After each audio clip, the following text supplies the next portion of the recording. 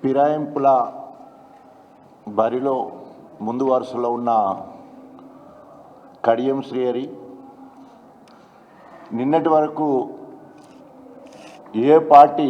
ఏ పార్టీనో చెప్పలేని పరిస్థితిలో tall leader ఉండే. టాల్ లీడర్ 15 సంవత్సరాలు క్యాబినెట్ మంత్రిగా ఉండి ఒక్క ముఖ్యమంత్రి పదవి తప్ప అన్ని పదవులు అనుభవించి కనీసము పేరు చెప్పుకోలేని పరిస్థితి ఉండే.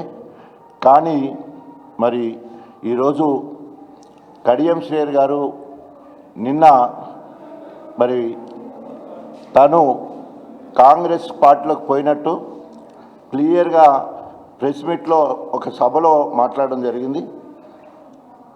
దయచేసి మళ్ళీ సంవత్సరంన్నర క్రితం నేను ఎమ్మెల్యేగా పోటీ చేశాను. మీ ముందుకు వచ్చి నాకు ఒక అవకాశం ఇవ్వండి, మన గ్రామాలను అభివృద్ధి చేసుకుందామని చెప్పాను. మీరు నమ్మకంతో నాకు ఓటేసి గెలిపించారు. నేను గెలిచిన పార్టీ అధికారంలోకి రాలేదు, కానీ ఈ నియోజకవర్గ ప్రజలకు ఇచ్చిన హామీని ఎట్లా నిలబెట్టుకోవాలి, ఈ గ్రామాలు ఎట్లా బాగుపడాలి, ఈ నియోజకవర్గం ఎట్లా అభివృద్ధి చెందాలని ఆలోచించి నేను కాంగ్రెస్ పార్టీలో చేరడం జరిగింది. రాష్ట్రంలో కాంగ్రెస్ ప్రభుత్వం ఉన్నది.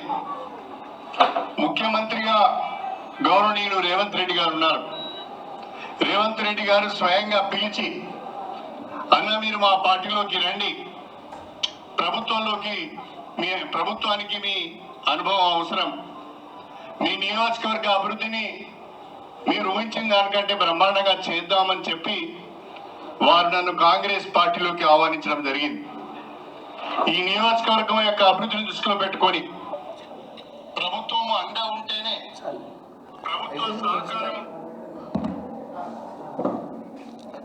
ఈరోజు నేను అభివృద్ధి కోసమే కాంగ్రెస్ పార్టీలోకి పోయానని చెప్పేసి స్వయంగా మాట్లాడడం జరిగింది.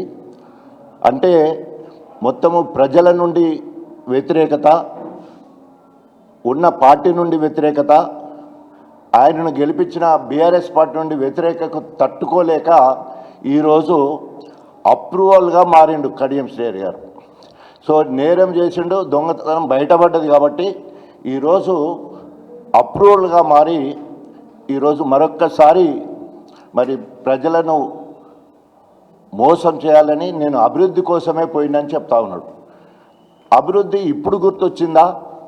10 సంవత్సరాలు టీడీపీలో క్యాబినెట్ మంత్రిగా, మళ్ళీ బీఆర్ఎస్ పార్టీలో ఉప ముఖ్యమంత్రిగా, ఎంపీగా, 2 సార్లు ఎమ్మెల్సీగా, మళ్ళీ ఎమ్మెల్యేగా కూడా గెలిచినావు. దాదాపు 15 సంవత్సరాలు క్యాబినెట్ మంత్రిగా ఉన్నావు. తర్వాత 2 సార్లు ఎమ్మెల్సీలా కూడా ఉన్నావు. ఇన్ని పదవులలో చేయని అభివృద్ధి మరి ఇప్పుడు ఏమి అభివృద్ధి చేద్దామని వచ్చినావు? ఒకటన్నా ఉందా అంటే రాష్ట్రంలో కానీ, జిల్లాలో కానీ, లేదా గణపూర్ నియోజకవర్గంలో కడియం మార్క్ అనేది ఎక్కడ కూడా కనిపించదు. కడియం మార్కల్లా తన బిడ్డను ఎంపీగా చేయాలి, రాజకీయ వారసురాలుగా చూడాలనే ఏకైక లక్ష్యంతో ఆయన పోయే కాలానికి రాజకీయ సమాధి కట్టుకున్నాడు. ఎక్కడ కూడా అభివృద్ధి అనేది ఇప్పటి వరకు కూడా గణపురం నియోజకవర్గంలో ఎలాంటి అభివృద్ధి కడియం శ్రీహరి వల్ల జరగలేదు. ఎందుకంటే ఆయన స్వార్థం కోసం టీడీపీలో ఉన్నప్పుడు ముందుగా మార్కెట్ శాఖ మంత్రిగా ఉన్నాడు, ఇల్లు మీద ఇల్లు కట్టుకున్నాడు. అదేవిధంగా నెక్స్ట్ సోషల్ ఫేర్ మినిస్టర్ అయిండు, విదేశాల ఆస్తులు సంపాదించుకున్నాడు. మళ్ళా ఎడ్యుకేషన్ మంత్రి అయిండు. తర్వాత అప్పుడున్న డిఈఓల దగ్గర నుంచి వెళ్ళి మరి లంచాలు తీసుకున్నట్టు పెద్ద ఎత్తున పేపర్లో రావడం జరిగింది. తర్వాత ఇరిగేషన్ శాఖ మంత్రి ఉన్నాడు. ఐడల్ ప్రాజెక్టులను అమ్ముకొని ఆ రోజు పెద్ద శీర్షికన వచ్చింది. ఆఖరికి ఎంత పెద్ద అంటే గోరింత బలరాం కొండంత అయ్యాడని ఒక స్టేట్మెంట్. అంటే వాళ్ళ కజిన్ బ్రదరే కోట్లు సంపాదిస్తున్నాడు. ఎస్సీ కార్పొరేషన్ లేదా సాంఘిక సంక్షేమ శాఖలో 2% గోరింట బలరాంకి అయితే 8% కడియం శ్రేయర్ తీసుకున్నట్టు వచ్చింది. ఇలా గురువింద గింజ లెక్క అనేక నీతులు చెప్పే కార్యక్రమం చేస్తుంటారు. సో కాబట్టి కడియం శ్రేయర్ ఆయన అభివృద్ధి అయిందే తప్ప గణపురం నియోజకవర్గాన్ని కానీ జిల్లాకు కానీ ఏ కార్యక్రమాలు చేయలేదు. అంతేకాకుండా ఈరోజు ఫిరాయింపులు అంటేనే ప్రజాస్వామ్యానికి ఒక గొడ్డలు పెట్టు. అంతేకాకుండా ఈరోజు రాజ్యాంగాన్ని కూనీ చేసినట్టు క్లియర్గా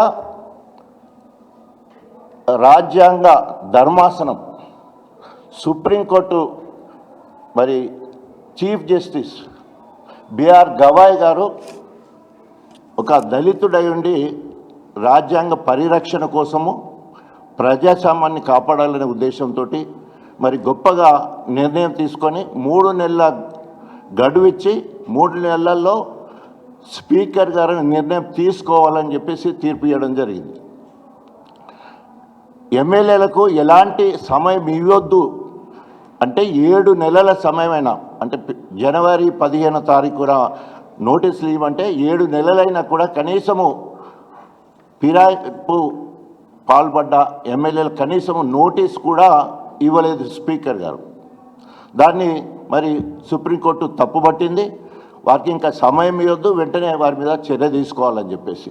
ఎంత క్లియర్గా అంటే ఆపరేషన్ సక్సెస్ పేషెంట్ డెడ్ అన్న ఆ రకంగా ఈరోజు కనుక స్పీకర్ నిర్ణయం తీసుకోకపోతే అలా ఉంటుందని చెప్పి కూడా కామెంట్ చేయడం జరిగింది. సో ఇంకా కూడా స్పీకర్ గారు ఇంకా మరి మొన్న ఒక 5గురికి మళ్ళీ 5గురికి ఇస్తారని నోటీసులు మాత్రమే ఇస్తారన్నట్టు వచ్చింది. దాన్ని కూడా గడువు విధించలేదు. మరి ఇక్కడ కూడా స్పీకర్ గారు కూడా దళితుడు, తప్పకుండా రాజ్యాంగాన్ని పరిరక్షించాల్సిన బాధ్యత స్పీకర్ గారికి ఉంది. అంబేద్కర్ గారి మీద ఏమాత్రం గౌరవం ఉన్నా కూడా తప్పకుండా ఫిరాయింపు పాల్పడ్డ ఎమ్మెల్యే మీద వెంటనే చర్య తీసుకోవాలని డిమాండ్ చేస్తున్నాం. ఒకవేళ కనుక వారు ఇంకా కాంగ్రెస్ స్పీకర్ లెక్కనే రేవంత్ రెడ్డి గారి చెప్పు చేతుల్లో ఉంటాను, నేను అట్లే మెదులుతాననే పరిస్థితి ఉంటే మాత్రం తప్పకుండా ఆయన కూడా న్యాయ వ్యవస్థ సమీక్షకు లాగబడతాడు. ఆయన కంటెంప్ట్ ఆఫ్ కోర్ట్ కింద ఆయన కోర్టుకు కూడా పోయేటానికి అవకాశం ఉంటుంది, కోర్టులో కూడా కేసు వేయడానికి కూడా అవకాశం ఉంటుంది. అందుకనే ఇంకా ఆలస్యం చేయకుండా వెంటనే మరి ఈ ఫిరాయింపుకు పాల్పడ్డ వాళ్ళు ఎవరైతే ఉన్నారో వాళ్ళ మీద విచారణ జరిపించి వెంటనే వారు తీర్పు ఇవ్వాల్సిందిగా డిమాండ్ చేస్తూ ఉన్నాం. వాళ్ళ మీద చర్య తీసుకోవాలని కూడా డిమాండ్ చేస్తూ ఉన్నాం. అంతేకాకుండా కడియం శ్రేయర్ గారు అందరిట్లో 10 మందిలో అందరికంటే ఎక్కువ మాట్లాడడం అంటే ఆయన ఏదో సొక్కం పూసలేక మాట్లాడుతుంటాడు. మొత్తము అవినీతి తిమింగలం. పనులు కాకముందే కాంట్రాక్టర్ దగ్గర నుంచి వెళ్ళి కోట్ల రూపాయలు వసూలు చేసి వాళ్ళ సొంత కొండమురళి వాళ్ళ పార్టీకి సంబంధించిన సీనియర్ నాయకుడు అంటాడు, మాకు కూడా అంత పెద్ద బిల్డింగ్ లేదు, మరి ఆ రహస్యం ఏదో చెప్పు, 20-25 కోట్ల బిల్డింగ్ కట్టుకున్నాడు, మరి ఎక్కడే ఆ పైసలు అని చెప్పేసి అడిగే పరిస్థితి. అనేక ఆస్తులు సంపాదించుకున్నాడు, అడవి భూములను ఆక్రమించుకునే ప్రయత్నం, అదేవిధంగా బినామీ పేర్లతోటి అనేక ఆస్తులు కొన్నాడు. మరి అలాంటి అవినీతి తిమింగలం ఈరోజు మరి అనేక రకాలుగా ప్రజలను మభ్యపెట్టి మళ్ళీ మసిబూసి మారేడుకాయ చేయాలనే ఆలోచనతో మరి కాలికి చక్రాలు కట్టుకొని తిరుగుతున్నాడు. ఏదేమైనా కూడా కడియం శ్రేయర్ ఆయన గురించి మాట్లాడాలంటే మంచిగా అనిపిస్తలేదు, ఎందుకంటే సచ్చిన పాము ఇప్పటికే. అయినా కూడా ఆయన ఇంకా కూడా తోక ఆడిస్తూనే ఉన్నాడు. తప్పకుండా ఏమాత్రం ప్రజాస్వామ్యం మీద గౌరవం ఉన్నా, నైతిక విలువల మీద మాట్లాడుతుంటాడు, వాటి మీద విలువలున్నా, రాజ్యాంగం మీద గౌరవం ఉన్నా వెంటనే రాజీనామా చేయాలని డిమాండ్ చేస్తూ ఉన్నాం. అంతేకాకుండా రాజ్యాంగాన్ని పరిరక్షించాల్సిన బాధ్యత స్పీకర్ గారికి ఉన్నది. వెంటనే నిర్ణయం తీసుకోవాల్సిందిగా డిమాండ్ చేస్తూ ఉన్నాం. ఇకపోతే గణపురం నియోజకవర్గంలో ఇప్పటి వరకు ఒక్క పైసా పని చేయలేదు, ఒక తట్ట మట్టి చేయలేదు. 800 కోట్ల రూపాయలు తీసుకొచ్చినని చెప్పేసి అబద్ధ ప్రచారం చేస్తూ ఉన్నాడు. అందులో 250 కోట్ల రూపాయలు ఇంటిగ్రేటెడ్ స్కూల్ అన్నాడు, తట్టమట్టి చేయలేదు. 148 కోట్ల రూపాయలు మరి కెనాల్కు సీసీ చేయడం కోసం, లైనింగ్ కోసం అని చెప్పేసి 148 క్రోస్ అని చెప్పిండు. తర్వాత ఇందిరమ్మ ఇండ్లు ఇంకా మొదలు పెట్టలేదు, ఎక్కడ కూడా పునాదుల దగ్గరే ఉన్నాయి. దానికి 175 కోట్లు ఇచ్చినట్టే దాని గురించి మాట్లాడతాడు. డిగ్రీ కళాశాల మేము మంజూరు చేసుకుంటే 45 కోట్లు కట్టాను, అది అక్కడే ఉన్నది. తర్వాత మున్సిపాలిటీ, గణపూర్ మున్సిపాలిటీ అయితే 200 కోట్ల రూపాయలు అన్నాడు, అది ఆల్రెడీ పైసా కూడా ఖర్చు పెట్టలేదు. అంటే ఏమి పనులు చేయకుండానే గోబెల్స్ ప్రచారం చేసి మళ్ళీ గణపురం నియోజకవర్గ ప్రజలను మోసం చేయాలని చూస్తున్నాడు. తప్పకుండా రేపు రాబోయే రోజుల్లో స్థానిక ఎన్నికలు కానీ ఆయన ఎన్నికలు కానీ కర్రు గాల్చి వాత పెడతారు.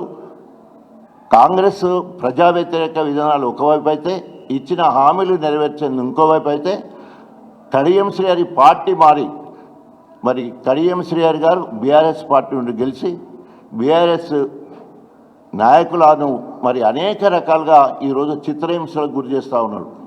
సో కాబట్టి తప్పకుండా రేపు రాబోయే రోజుల్లో స్థానిక ఎన్నికలు కానీ బై ఎన్నిక ఏది వచ్చినా కూడా వారి కర్రు కాల్చి వాత పెడతారని చెప్పేసి తెలియజేస్తా ఉన్నాం.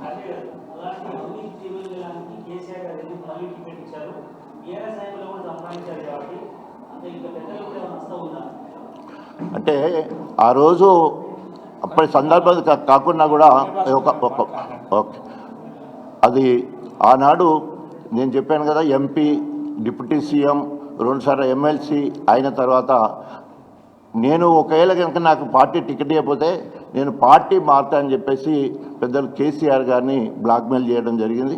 ఆ సందర్భంగా ఈ ఎలక్షన్ల సమయంలో కనుక ఆయన కనుక పార్టీ మారేది ఉంటే కొంత పార్టీ మీద ఎఫెక్ట్ పడతాయనే ఉద్దేశంతో ఆ రోజు ఆయనకు టికెట్ ఇవ్వడం జరిగింది.